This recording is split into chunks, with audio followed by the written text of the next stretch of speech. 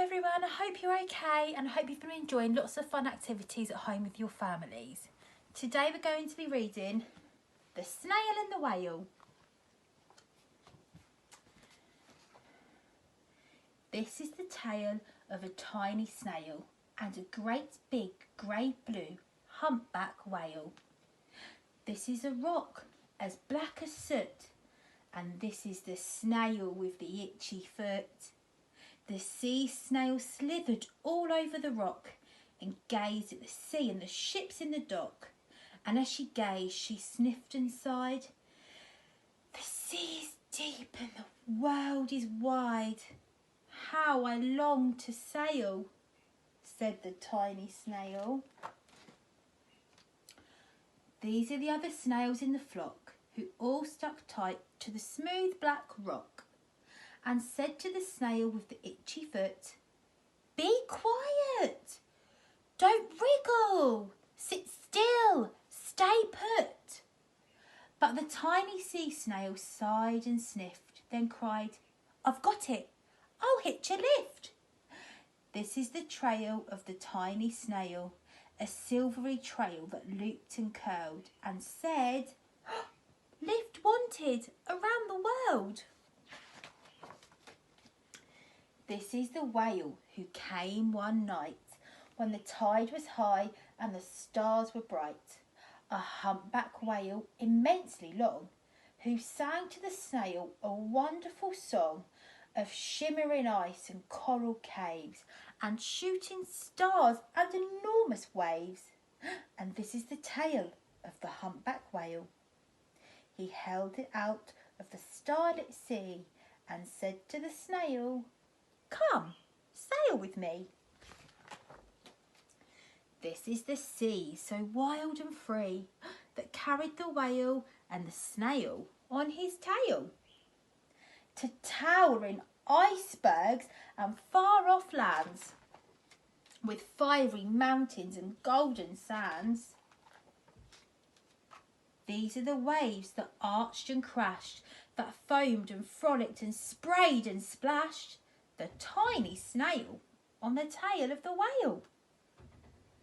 These are the caves beneath the waves, where stripy fish with feathery fins and sharks with hideous toothy grins swam around the whale and the snail on his tail. This is the sky so vast and high, sometimes sunny and blue and warm, sometimes filled with a thunderstorm, with zigzag lightning flashing and frightening the tiny snail on the tail of the whale. And she gazed at the sky, the sea, the land, and the waves and the caves and the golden sand. She gazed and gazed, amazed by it all, and she said to the whale, "I feel so small." But then came the day that the whale lost his way.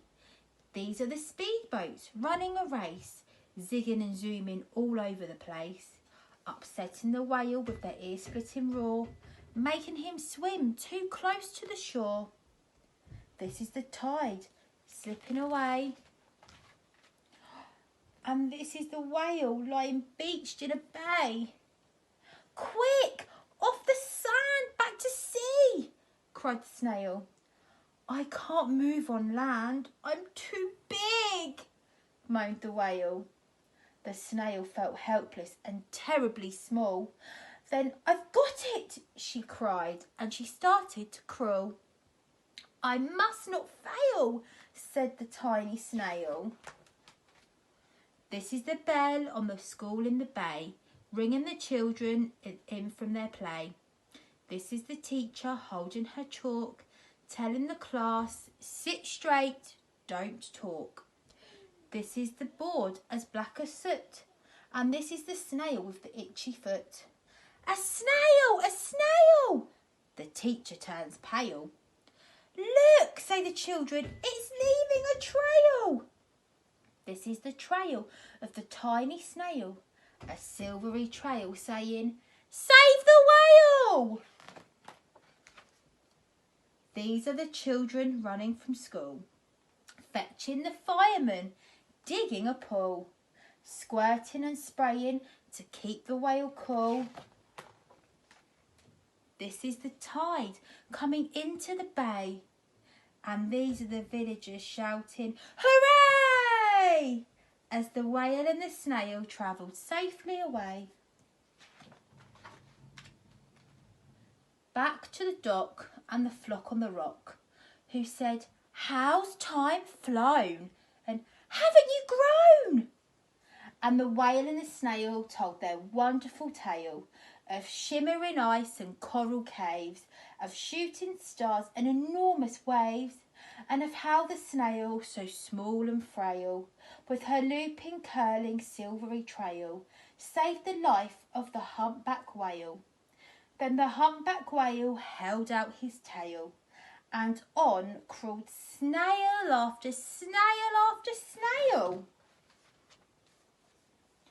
And they sang to the sea as they all set sail on the tail of the grey-blue humpback whale. That was a good story, wasn't it, everybody? I hope you enjoyed it just like I did.